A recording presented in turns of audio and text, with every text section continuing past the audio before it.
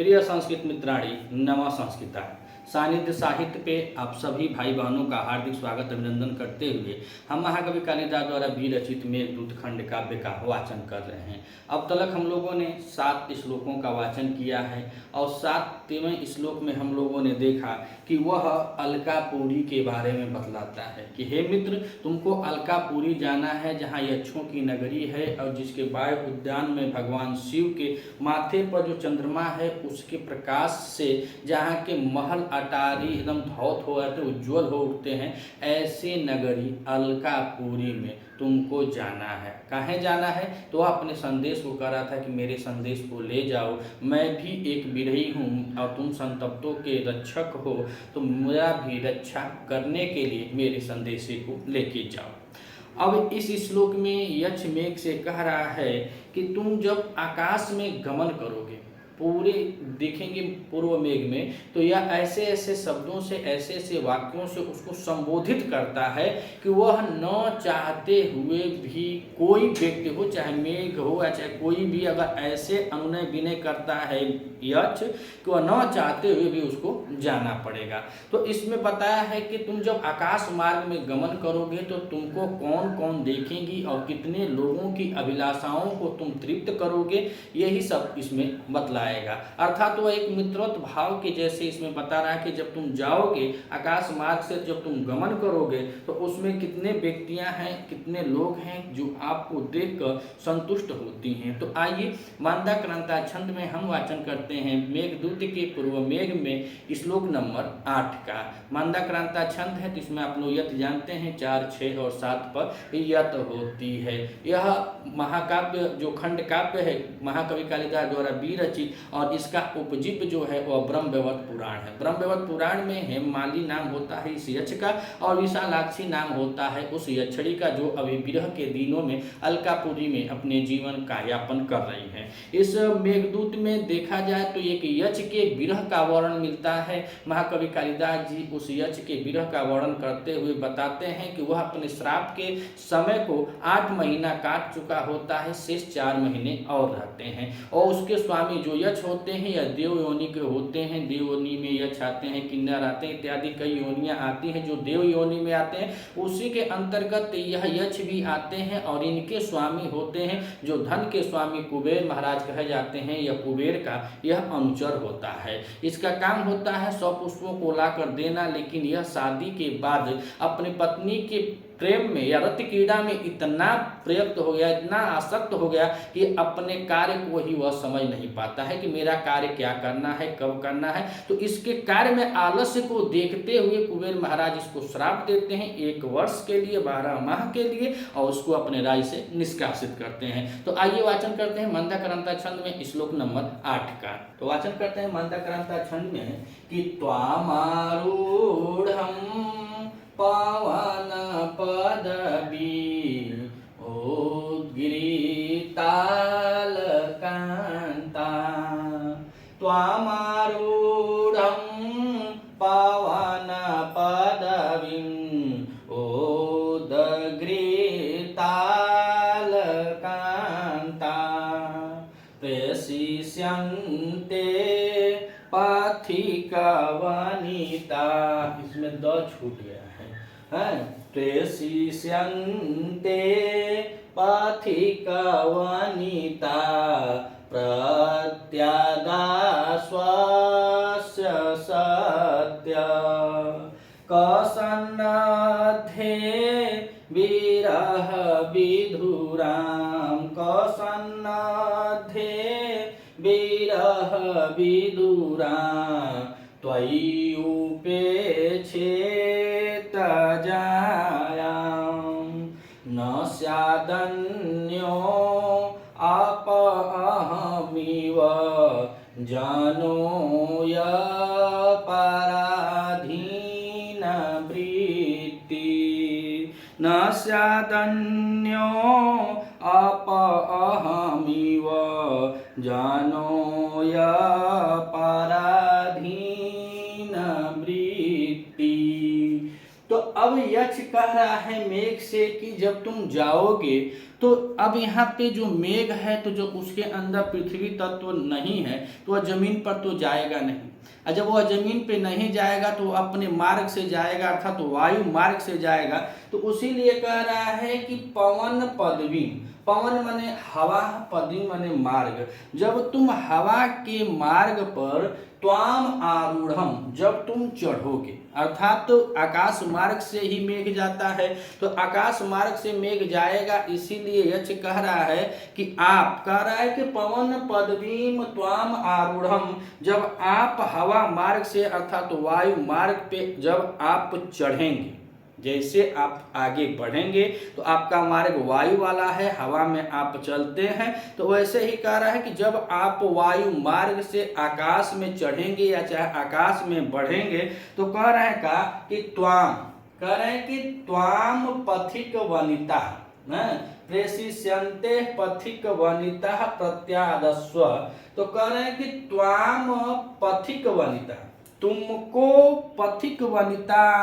और पथिक कहा जाता है उस समय में परदेशी लोगों को। पथिक की पत्नियां, अर्थात मेघ को देख कर पहले जमाने में जब लोग, हमारे यहाँ इतना सुविधा नहीं होती थी, आवागमन का सुविधा नहीं होता था, तो बहुत दूर दूर से परदेशी लोग जब मेघ गरजता था, मेघ तड़पता था, तो लोग अपने पत्नियों के स्नेह प्रेम के में वह लोग अपने प्रदेश से अब चल देते थे। तो वही कह रहे हैं कि पथिक, पथिक मतलब वह परदेशी लोग, और परदेशी और वनिता माने तो आप जानते हैं कि पत्नियां होती हैं, तो उन परदेशियों की पत्नियां हैं जो तुमको देख करके अब प्रदेश से स्वदेश के तरफ जब लौट रहे हैं, प्रदेश से अपने गांव घर के तरफ जो लौट रहे हैं, उनकी पत्नियां, कहें कि वो महीना, 1.5 महीना, 2 महीना जैसे भी समय लगता होगा, अगर आषाढ़ में अगर चल दे रहे होंगे तो आते आते 10-15 दिन, हो सके महीना दिन भी लग जाएगा। कोई गुजरात से आएगा, कोई बंबई से आएगा, कोई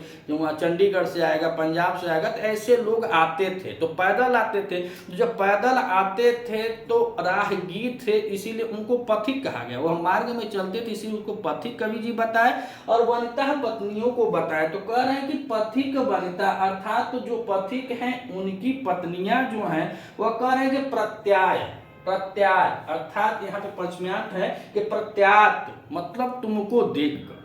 जब वो आकाश मार्ग में चढ़ेगा मेघ को देख करके पथिक वनिताएं, जो मार्ग में जो परदेशियों की पत्नियां हैं, तो कह रहे हैं प्रत्याय, प्रत्याय मतलब यह कह रहे हैं कि तुमको जब वह लोग देखेंगे, तुमको जब वह तो समझेंगे, तो यह पत्नियां जो है परदेशियों की यह समझ जाएंगी कि अब मेघ आ गया है तो हमारे वाले भी आएंगे, अर्थात अब मेघ चल दिया है, मेघ को देखेंगे तो वह भी अब प्रदेश से अपने घर की तरफ चल देंगे। कलुआ का पापा होके चाहे पपुआ का पापा होके, जो भी हैं वह अब अपने घर के तरफ आएंगे। इसीलिए कह रहा है कि प्रत्याय, अर्थात उनको यह समझ में मतलब विश्वास आ जाता है, विश्वास हो जाता है कि मेघ आ गया है तो हमारे परदेशी पति, हमारे परदेशी प्रियतम, हमारे परदेशी स्नेही जन लोग अब अपने घर की तरफ प्रस्थान करेंगे। तो इस विश्वास से करें आश्वस्त्य, अर्थात उनको इस विश्वास से संतुष्ट हो जाएंगे। वह जो पथिक वनिताएं हैं वह तुमको देख करके वह क्या हो जाएंगे, संतुष्ट हो जाएंगे, यानी आश्वस्त हो जाएंगे कि अब कोई बात नहीं है, मेघ आ गया है, बारिश का दिन आ गया है। अब यह जब मेघ को देखेंगी तो देख करके बता रहे हैं कि अब उनको यह विश्वास हो जाएगा कि हमारे स्नेही जन भी आएंगे। और इसमें कारण यह भी है कि स्नेही जन क्यों आते थे, तो बस प्रेम स्नेह में नहीं आते थे। प्रेम स्नेह के कारण अगर यह काम था कि जब मेघ आता है, उमड़ता है, गरजता है, बरसता है, तो यहाँ ले वो भी लगेला, देहाती में लेव लगेला, धाने का रोपनी होले तो धाने का रोपनी सोहनी करे खातिर भी लोग वहां से चल दे, खेती बाड़ी करने के लिए भी लोग चलते थे, धान को रोपते थे, सोहते थे, बोते थे। और अक्सर हिंदू धर्म के अनुसार देखा जाए तो हमारा जितना अधिकांश त्योहार होते हैं सब इन्हीं महीनों में पड़ते हैं, सावन होके, भादो होके, कुवार होके, कार्तिक होके, अगहन होके। तो जब ये 2-4 महीना जब होली को छोड़ छोड़ दिया जाए तो 2-4 महीना जो होता था इसमें अधिकांशतः त्योहार भी पड़ते थे और अधिकांशतः लोग खेती बाड़ी करने के प्रयोजन से भी अपने घर चले आते थे और इसी में मेघ गरजता बरसता था। जब 4 महीना बिता लेते थे तो दीपावली के बाद वह फिर से परदेसी अपने अपने गंतव्य स्थान को चले जाते थे, जहां से वह कमाए थे, जिस कंपनी में, कि धंधा में, व्यवसाय में, नौकरी में जहां रहते थे वहां चले जाते थे। और फिर 8 महीने बाद, देखिए यश कैसे करा, फिर 8 महीने बाद वही प्रेमी जन, वही स्नेही जन लोग फिर से वापस आएंगे, यह सोच करके उन पथिक वनिताओं की स्त्रियां तुमको देख करके एकदम विश्वास करके साथ अस्वस्थ हो जाएंगे कि अब वह आने वाले हैं। अब यहाँ पे जब उनको विश्वास हो जाएगा, पथिक जो वनिताएं हैं उनको जब विश्वास हो जाएगा तो विश्वास के साथ एक विशेषण और यश बता रहा है मेरे को कि वह तुमको देखेंगी कैसे, वह तुमको देखेंगी। पहले तो तुमको विश्वास हो जाएगा कि हमारे स्नेही जन आने वाले हैं, लेकिन अब देखेंगे कैसे, तो कवि जी लिखे कि उद्गृह ताल कांता, उद्गृह ताल अकांता प्रेषिष्यन्ते, प्रेषिष्यन्ते अर्थात पहले यह कहा जाता था कि जिन पत्नियों के पति बाहर चले जाते थे, जिन पत्नियों के पति परदेसी हो जाते थे, वह श्रृंगार उंगार नहीं किया करती थी। तो वह न तो बाल को झाड़ती थी, अपने केसों को नहीं संवारती थी, न ही वह कुछ अपना जैसे कुछ आभूषण वगैरह चाहे कुछ सजना संवरना यह नहीं होता था। तो ज़्यादा दिन हो जाने के बाद 8 महीना 10 8 महीना का दिया है तो 8 महीना जब हो जाता था तो उनके अलग अलग मन होते हैं केस, तो वह उनके केस चारों ओर चेहरे से इत्र गित्र वह जो होते हैं वह गिरे होते थे। तो कवि जी बता रहे हैं कि उद्गृह ताल कांता अर्थात जो पत्नियां हैं वह अपने अलग मन होता है केस, और अलग मन केस होता है तो कहने के अलकांत, यानी अलकांत केसों के अगर जो नीचे का भाग है अंत भाग को उठा करके और ऐसे ऊपर मुड़ी करके तुमको देखेंगी। प्रेष्यन्ते मतलब तुम दर्शनीय हो जाओगे, तुमको बड़ी उत्कंठा के साथ वह तुमको देखेंगी। तो कह रहे कि उद्गृह मतलब उत्कंठा के साथ अलकांता अलग के अंत भागों को उठा करके प्रेषिष्यन्ते तुमको देखेंगी। तो आइए एक बार और देखते हैं, 2 लाइन समझते हैं। पहले कहे कि पवन पथ भी जब तुम वायुमार्ग पे चढ़ जाओगे, आरूढ़ हो जाओगे, तो त्वाम माने तुमको पथिक की जो वनिताएं हैं, जो परदेशियों की पत्नियां हैं, वह प्रत्यात हो जाएंगी, अर्थात तुमको देख करके वह विश्वास से अस्वस्थ, मतलब वह उनको विश्वास हो जाएगा और वह बता रहे हैं कि आश्वस्त हो जाएंगे कि अब मेरे प्रेमी जन आने वाले हैं। और फिर बताए कि वह कैसे देखेंगी, तो कह रहे हैं कि उद्गृह ताल अलकांता, उद्गृहित अलकांता अर्थात उद्गृह माने उठाकर, अलग माने केसों को, अंत माने केसों के अंत भाग को ऊपर उठा करके प्रेषिष्यन्ते जब वायु मार्ग में आकाश में जब पवन राह पर जब मेघ चल रहा होगा तो बड़े स्नेह के साथ अपने केसों को उठा करके खूब ऐसे ऊपर करके देखेंगी कि अब यह उमड़ गरज रहा है तो हमारे प्रेमी जन भी आएंगे। अब नीचे के 2 लाइनों में कवि जी क्या लिखे, तो कह रहे हैं कि कसन्नद्धे विरह विधुराम त्वयि उपेक्षेत जायाम। तो कह रहे हैं कि विरह विधुराम त्वयि उपेक्षेत जायाम अर्थात यह बता रहे हैं कि त्वयि सन्नद्धे हैं, तो तुम्हारे गर्जन से, तुम्हारे उमड़ने से, तुम्हारे गर्जन करने से मेघ क्या करता है, गरजता है, तड़पता है। तो यही कहने कि जब तुम जाके वहां पे उमड़ोगे, गरजोगे, तो तुम्हारे उमड़ और गरज को देख करके तो उसके बाद कहेंगे विरह विधुराम, विरह विधुराम तुम्हारे गरज और देख करके वह जो विरह विधुराम जायाम, जो वो परदेशियों की पत्नियां हैं जिनके बीच में 8 महीने का विरह हो गया है, तो अपने विरह से व्याकुल हो जाएंगी। कह रहे हैं कि विरह विधुराम अपने विरह से व्याकुल हो करके जो पत्नियां हैं, कह रहे क उपेक्षित अर्थात कौन उनकी उपेक्षा करेगा, मतलब कोई नहीं करेगा। वो तो पहले 8 महीना से दोनों विरही हैं, पति पत्नी हो, प्रेमी प्रेमिका हो, स्नेही जन हो, यह नहीं मतलब कि बस वही स्नेह हो, सबके साथ है, किसी के अंदर वात्सल्य प्रेम होगा, कोई पिता पुत्र का संबंध होगा, किसी का पिता पुत्री का स्नेह, तो स्नेही जन जो हैं वह बेचारे तो है ही हैं, लेकिन जिसके बीच में जो प्रेम स्नेह पति पत्नी के बीच में है, प्रेमी प्रेमिकाओं के बीच की अगर बात किया जाए तो कह रहे कि जब तुम जाओगे तो कह रहे कि तो ही सनध्य, तुम्हारे गर्जन से, तुम्हारे उमड़न से जब तुम गए गर्जोगे, उससे विरह से व्याकुल, कह रहे कि विरह विधुरा, यह जो विरह है 8 महीने का, इस विरह से व्याकुल क मने कौन, जाया मने पत्नी का उपेक्षित, कौन उपेक्षा करेगा, अर्थात वह अपने पत्नियों की कौन उपेक्षा करेगा, कोई नहीं कर सकता है। तो ही कह रहे हैं कि यहाँ पे त्वयि मन तुम्हारे, सनध्य माने गर्जना उमड़ से, विरह विदुराम जो विरही लोग हैं, जो विरह में व्याकुल जो उनकी पत्नियां हैं, उनसे कौन उपेक्षित, अर्थात कोई उपेक्षित नहीं कर सकता है। और फिर कह रहे हैं कि अन्य अपि, अर्थात कि दूसरा भी, कोई अन्य जो हो, तो कह रहे हैं कि दूसरा भी, यह जन, दूसरा भी या दूसरे लोग भी, अहम इव, मेरे जैसा, प्राधीन वृत्ति न स्यात्, अर्थात अपनी जीविका के लिए किसी दूसरे पर आधारित न हो। तो जब तुम जाओगे तो वहां पे तीसरी लाइन में कह रहा है कि तुम्हारे गर्जन को सुनकर जो विरह वाले हैं, जो विरह से पीड़ित हैं या विरह से उत्कंठित हैं, जो विरह से व्याकुल हैं, वह अपनी पत्नियों की उपेक्षा नहीं करेंगे। फिर नीचे कह रहा है कि अन्यों अपि, जो अन्य दूसरे भी हैं, जो अन्य दूसरे लोग हैं, और कैसे हैं, तो कह रहे हैं यह जन, अन्य अपि यह जन, तो दूसरे लोग जो हैं मेरे जैसे, अहम यू, मेरे जैसे, कि प्राधीन वृत्ति न स्यात्, वही नहीं जाएंगे, अन्यथा मेघ को देख करके सब लोग अपने घर के तरफ चले जाते हैं। यह अपने के लिए काहे कह रहा है, क्योंकि यह नहीं जा सकता है, इसको श्राप था 12 महीने का, और 12 महीने का जब इसको श्राप है तो यह नहीं जा पाएगा। तो इसीलिए कह रहा है कि जो व्यक्ति मेरे समान दूसरों के अधीन है, दूसरों का प्राधीन वृत्ति, जो दूसरों के अधीन है, उसको छोड़ करके कोई नौकरी पेशा में हो, कहीं कोई मिलिट्री में हो, जवान हो। अब देखते हैं कि अब लड़ाई लग चुकी थी जब पाकिस्तान से, तो जितने भी सैनिक भाई हमारे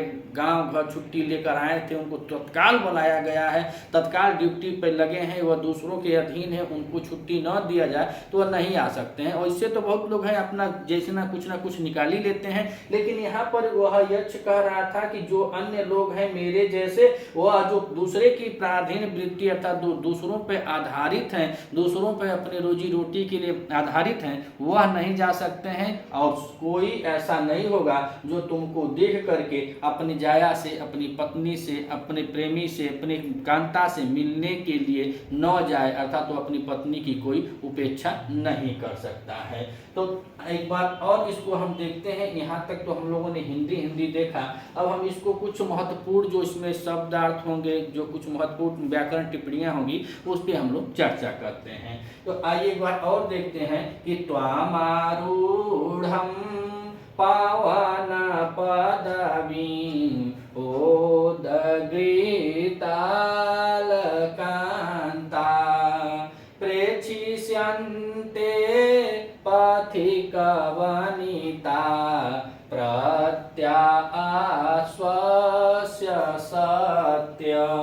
तो कह रहे हैं कि पवन पदवी, अर्थात जब तुम आकाश मार्ग पे आरूढ़, और आरूढ़ माने होता है चढ़ना, और इसमें देखा जाए आरूढ़ में, तो आरूढ़ में अगर आ उपसर्ग लगा हुआ है, और आ उपसर्ग के साथ इसमें रूह धातु है। कौन सी धातु है? रूह धातु है, और रूह धातु के साथ इसमें कत प्रत्यय लगा हुआ है। तो कह रहे हैं कि पवन पदवी आरूढ़म, जब तुम आकाश मार्ग पर चढ़ोगे, चूंकि यह मेघ है, तो मेघ है तो यह आकाश मार्ग से चलेगा। पवन में देखें तो पू के साथ इसमें ल्युट प्रत्यय लगा हुआ है, ल्युट और ल्युट के बाद अन्न कर दिया गया है, तो पवन बना है। तो पवन पदवी, पवन मार्ग पे जब तुम चढ़ोगे, तो त्वाम मने तुमको पथिक वनिता, जो पथिक वनिताएं हैं, जो मार्ग में परदेशी आ रहे हैं, उनकी पत्नियां, अर्थात जो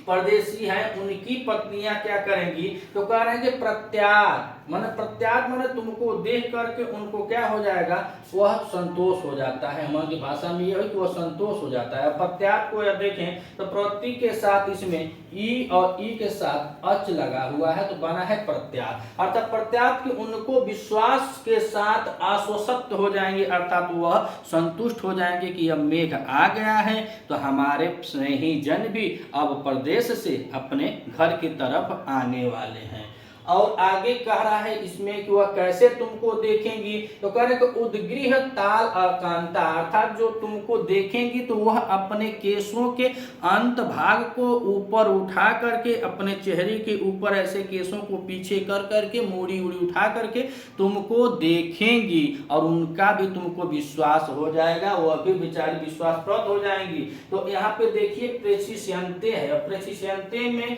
इसमें प्र उपसर्ग है और इच्छ धातु है, और इच्छ धातु में यह लिट लकार और लिट लकार में प्रथम पुरुष बहुवचन की क्रिया लगी हुई है। बहुवचनांत काहे है, तो काहे की कह रहे हैं कि पथिक वनिता उद्गृह ताल कांता प्रेसिष्यन्ते, अर्थात जो परदेशियों की पत्नियां हैं, इसीलिए इसमें बहुवचनांत लग गया है कि प्रेसिष्यन्ते, प्र उपसर्ग पूर्व इच्छ धातु में लिट लगा, प्रथम पुरुष बहुवचन की क्रिया लगी, प्रेसिष्यन्ते तुमको देखेंगी। कैसे देखेंगी, तो अपने केशों को उठा करके तुमको देखेंगी। अब नीचे कर रहे हैं कि कसनधे विरह विधुरा त्वयि उपेक्षित जाया। तो अब इसमें कह रहे हैं कि विरह विधुराम, और विरह विधुराम को देखा जाए तो इसमें कह रहे हैं कि जो अपने पत्नियों से दूर हैं, जो अपने पत्नी से विरह से व्याकुल ऐसे परदेशी लोग, ऐसे व्यक्ति त्वयि तुम्हारे सनद्धे मन, तुम्हारे गर्जन से, तुम्हारे तर्पण से, और सनद्धम में देखा जाए इसमें सम उपसर्ग पूर्व इसमें धातु कौन सी है, तो इसमें न धातु है और न धातु के साथ इसमें कत प्रत्यय किया गया है। तो कह रहे हैं कि जो विरह विधुराम है, विरह विधुराम, और विरह की बात किया जाए तो विरह में हम देखें तो विरह में बी उपसर्ग पूर्व इसमें रह और रह के साथ अच प्रत्यय किया गया है तो बना है विरह। तो कह रहे हैं कि विरह विधुराम, जो विरह से व्याकुल हैं ऐसे लोग, त्वयि मने तुमको, सनद्धे मने तुम्हारे गर्जन, तुम्हारे उमरण को देख कर जो तुम गर्जोगे, तुम तड़पोगे, उसको देख करके क्या करेंगे, तो कह रहे हैं अपनी पत्नियों की अपेक्षा। कोई अपनी पत्नियों की उपेक्षा करेगा, कोई नहीं कर सकता है। कोई अपनी पत्नी से मिलना नहीं चाहेगा, 8 महीने की दूरी है तो कोई मिलना नहीं चाहेगा अपने स्नेही जनों से, अपनी पत्नी से, अपनी भार्या से, कांता से। तो ये कह रहे हैं कि कोई भी ऐसा नहीं होगा जो अपनी पत्नी की उपेक्षा कर दे। तो काहे कर दे, तो उपेक्षा में हम देखें तो उपेक्षित, और उपेक्षित में देखें तो इसमें उप उपसर्ग लगा हुआ है और इच्छ धातु है। उप उपसर्ग पूर्व इच्छ धातु में यह विधिलिंग का रूप है। विधिलिंग में प्रथम पुरुष एक वचन की क्रिया लगी है, प्रथम पुरुष एक वचन की क्रिया लगी हुई है इसमें उपेक्षित में। तो कोई भी जो विरही जन है वह तुम्हारे गर्जन को, तुम्हारे तर्पण को सुनेगा, और जब वह चल देगा अपने प्रदेश से अपने घर के तरफ तो कोई अपनी पत्नी की उपेक्षा नहीं करेगा। अब फिर नीचे कह रहा है कि अन्यों अपि, अर्थात और भी दूसरे लोग हैं, अब सब एक जैसे तो होंगे नहीं, तो उसके बारे में बता रहा है कि अन्यों अपि, जो और लोग हैं, तो कहे अन्यों अपि दूसरे भी, यह जनो, जो दूसरे भी, यह जनो अर्थात कि जो दूसरों के प्राधीन वृत्ति, जो दूसरों पर, इसमें सप्तमी विभक्ति लग जाएगी, सप्तमी विभक्ति लग जाएगी और यहाँ पे बहुब्रीहि समास हो जाएगा। प्राधीन वृत्ति में बहुब्रीहि समास है, सप्तमी विभक्ति या सप्तमी तत्पुरुष समास भी हो जाएगा। तो प्राधीन वृत्ति जो दूसरों पर आधारित हैं, जो उनकी जीविका हो, चाहे जिसका कुल डिपेंड दूसरे पर ही हो, तो ऐसे लोग न स्यात्, ऐसे लोग ही नहीं जा पाएंगे। और स्यात् में देखें तो इसमें अस धातु है और अस धातु के साथ यह भी विधिलिंग का ही रूप है, और विधिलिंग में देखा जाए तो यह प्रथम पुरुष एक वचन की क्रिया यह भी लगी है, एक वचन की क्रिया यह भी लगी हुई है, न स्यात्, अर्थात अप्य